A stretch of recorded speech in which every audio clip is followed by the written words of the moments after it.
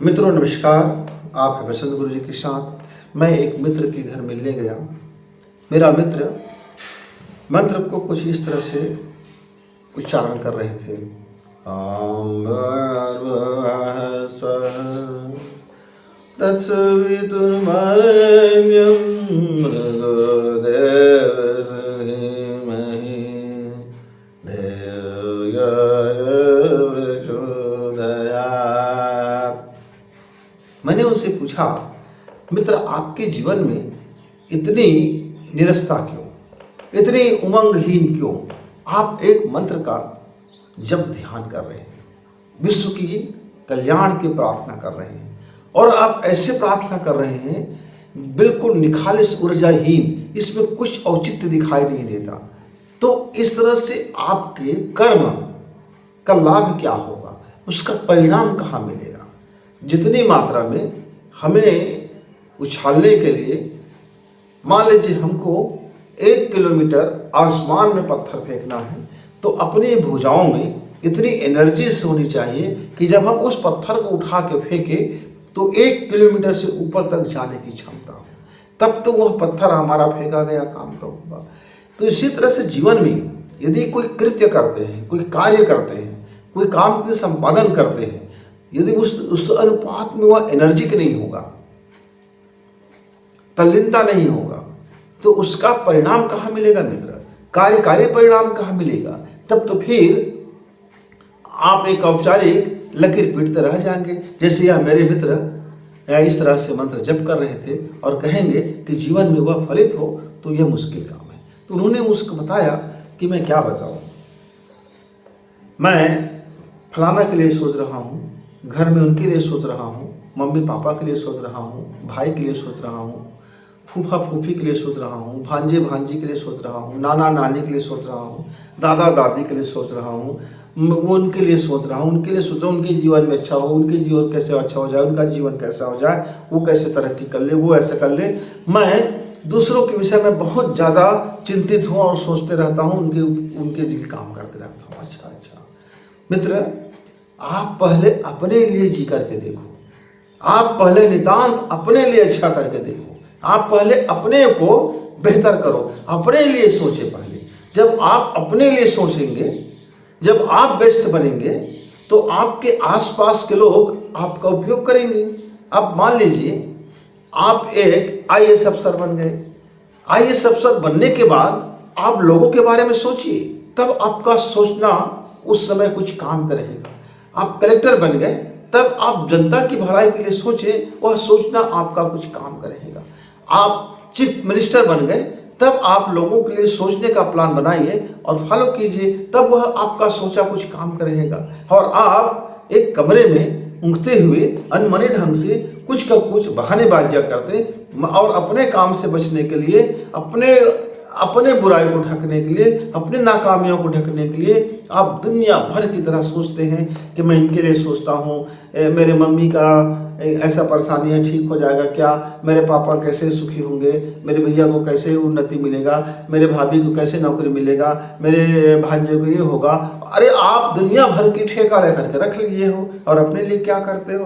बोले अपने लिए तो समय नहीं मिलता। तो तुम किस काम के हो?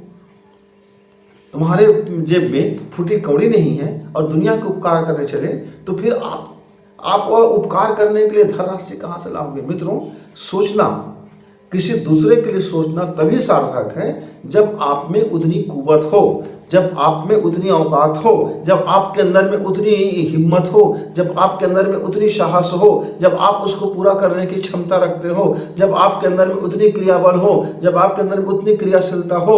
नहीं तो अपने को तैयार कीजिए, अपने लिए सोचिए, और नितांत जब अपने लिए सोचेंगे, मान लीजिए एक विद्यार्थी है, एक मेरा 10वीं क्लास का बच्चा है।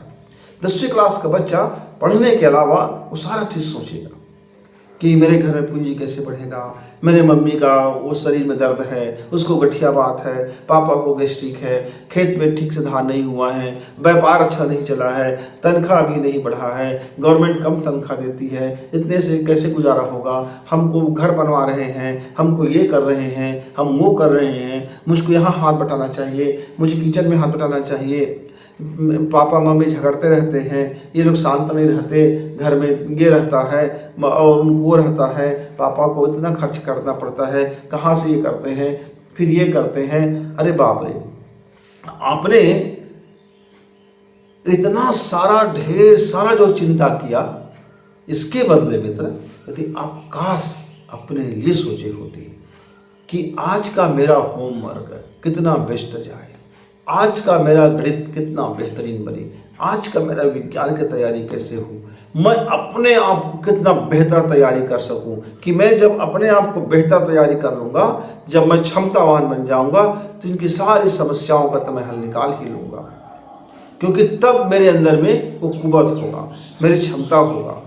उस पर यदि आप ध्यान फोकस करते मित्र, तो आपका लाइफ और आपकी पढ़ाई दोनों शानदार होता। तो दुनिया भर की जो चिंता आप दिखाते हो, ये सिर्फ और सिर्फ वे लोग दिखाते हैं जो अपने काम को ईमानदारी से नहीं करते, अपनी कमजोरियों को, अपने दुर्गुणों को वह एक छिपाने का एक हथियार है कि मैं अन्य लोगों के बारे में सोचते रहता हूँ। तो मित्र, अपनी भलाई के बारे में पहले सोचें। नितांत आप इस पर एक स्वार्थी बने कि आपका मन कैसा शानदार हो, आपकी पढ़ाई कैसा बेहतरीन हो, आपका काम कैसा बेहतरीन हो, आपका प्रेम कैसा बेहतर हो, आप अपने जीवन में कैसे बढ़िया सोच सकते हो, आप अपने को कैसे स्ट्रांग बना सकते हो, आप अपने को कैसे विश्वास से भर सकते हो, आपके जीवन में जो भी घटनाएं घटे उसे किस तरह से आप दमदार कर सकते हो। अब उसमें सबसे पहला पॉइंट है, सफलता की कामना करते हुए आपको जो सफल होने के बाद जो मिठास का अनुभव होगा, उसको आप पहले अनुभव कीजिए। मसलन एक 12वीं क्लास का बच्चा, उसको लगता है कि वो 90% लेकर के आएगा, तो जो लेकर के जब 90% आएगा तब आएगा, लेकिन उसको पहले जी लेना है कि 90% मेरा आ गया है, मुझे किस तरह से खुशी मिल रहा है, कितना मैं आनंद में हूँ, घर में किस तरह से लोग आनंदित हैं, और उस आनंद को बनाए रखने के लिए मुझको जरा और मेहनत करनी चाहिए। और फिर वो उस अनुभव करके अपनी मेहनत को और आगे बढ़ाए। एक मेरे मित्र है, एक कंपनी में काम करता है, वह उसका प्रमोशन जरा उनका हुआ था, उसके और साथियों का प्रमोशन हो चुका था। तब उन्होंने यह बात कही, तब मैंने कहा कि आप पहले प्रमोशन कीजिए, देखिए तो सही जिस पोस्ट में आप पहुंच गए हो उस पोस्ट में क्या क्या काम करना पड़ता है, कितने लोगों को आपको हैंडल करना होगा, कितनी आपके नेतृत्व क्षमता होगा, किस तरह से वातावरण में आपको अपना उस पद को सुशोभित करोगे और वह गरिमामय पद बनेगा। पद वही होता है, पर जो व्यक्ति उस पर आसन होता है, जब उसका कार्य व्यवहार होता है, जो उसकी क्रियाकलाप होता है, वो उसकी गरिमा बढ़ा देता है। और उसने इमेजिंग करना शुरू किया और अपना काम भी करते रहे, काफ़ी कामों में उनका सुधार आया, क्योंकि तब वो समझ गए कि उस पोस्ट तक पहुंचने के लिए मुझको अपने गुणों में क्या क्या सुधार करना है। जब उन्होंने सफल होने से पहले उस सफलता को जीना शुरू किया, तब उसके जीवन में वो सफलता निकट आता हुआ चला आ रहा था और उसके जीवन में मजा आना शुरू हो गया। और दूसरा काम क्या है मित्र, जिस परिस्थिति में भी आप हो उसका आप बेस्ट उपयोग करना सीखें। कमी हर की परिस्थिति में होता है, हर किसी का स्थिति हर समय एक जैसा और निष्कंटक नहीं होता। आपको आगे बढ़ना है तो एक कदम आपको आगे बढ़ाने के लिए उठाना पड़ता है। वह कदम उठाते समय यदि आप यह सोचते रहोगे कि मैं एक कदम पर कैसे खड़ा रह पाऊंगा, मैं दूसरा कदम में ही फिसल गया तो, कहीं गिर गया तो, कहीं गड्ढे में गया तो, कहीं चोट आ गया तो, आप दुनिया भर के लिए आशंका लिए सोचते हो, तब आप दूसरा कदम जिंदगी में नहीं उठा पाओगे। इसलिए मित्र, जो भी स्थिति है आपका, जिस कंडीशन में आप हो उस परिस्थिति का आप बेस्ट इस्तेमाल करना सीखें।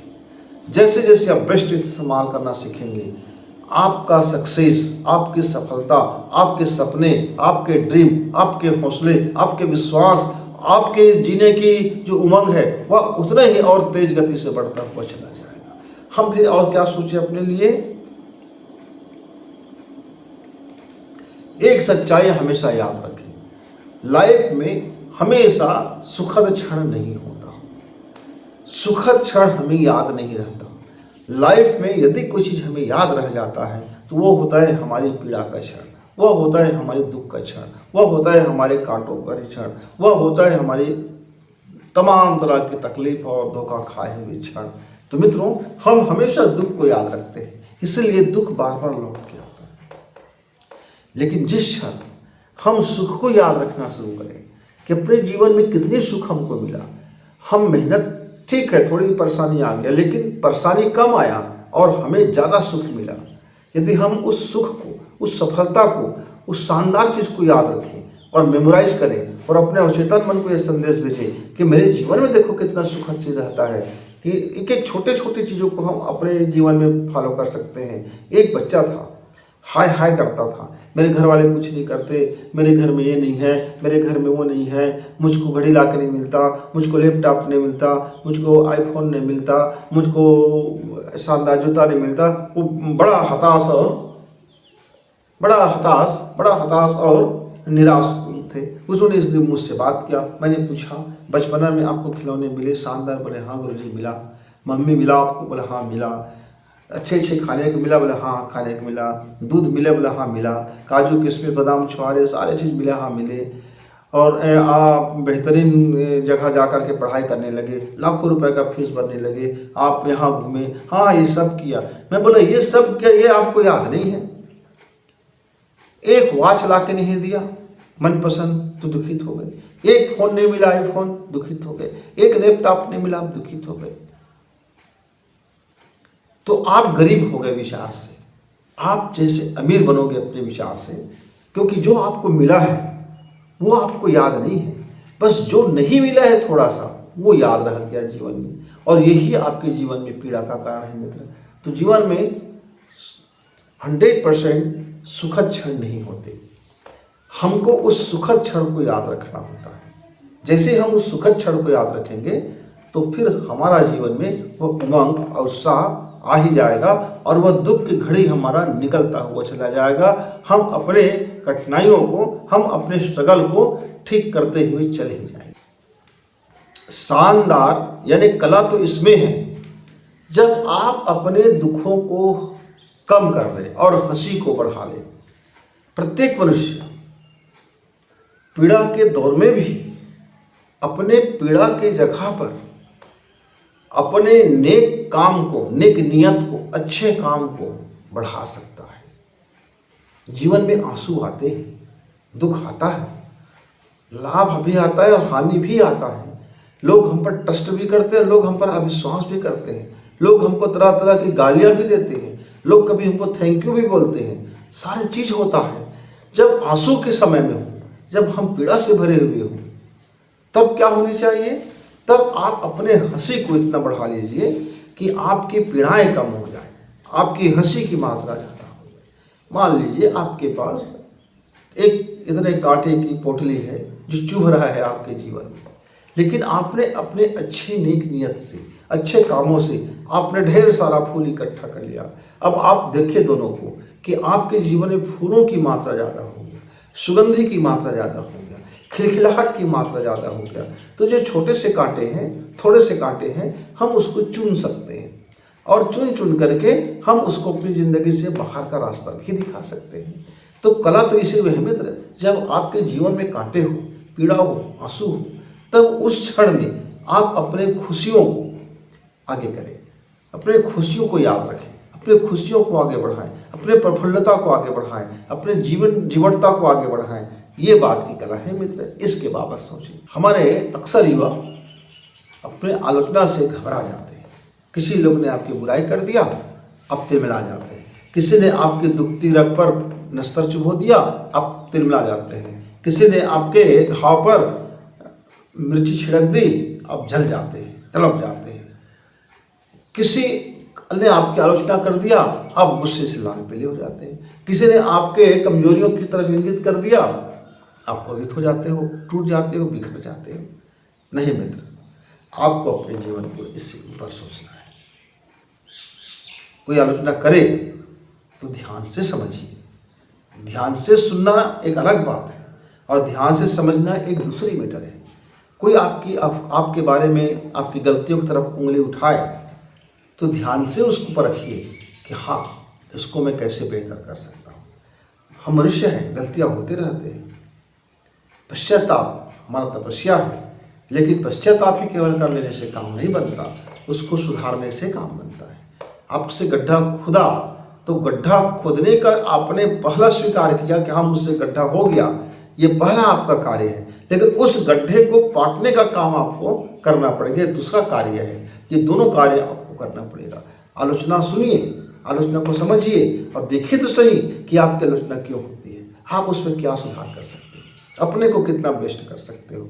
बनिस्बत दूसरे को तो मत लगा लें कि वे लोग मेरे ये मुझको ये बोलते हैं, मुझको वो बोलते हैं, मेरी ऐसा तो सोचते हैं, मेरे कंपेयर करते हैं, मुझको गालियाँ देते हैं। ठीक है ना, वो उनका स्वभाव है, उनको करने दीजिए। आप अपने बारे में सोचें कि आपको इस लफड़े में नहीं पड़ना है, आपको आलोचना में नहीं पड़ना है, आपको अफवाहों में ध्यान नहीं देना है, आपको अपनी गलतियों को सुधारने के अलावा और कोई दूसरा कार्य नहीं करना है। मित्र, यदि आप अपने बारे में सोचते हैं तो आपका जीवन में खुशी, आनंद, प्रेम और सफलता ये तो आपके संगी बनकर के जीवन के साथ साथ चलेंगे। देखना, चिंतन करना, मनन करना, समझने की कोशिश करना, फिर फॉलो करना। मित्र, फिर मिलेंगे, तब तक नमस्कार, धन्यवाद।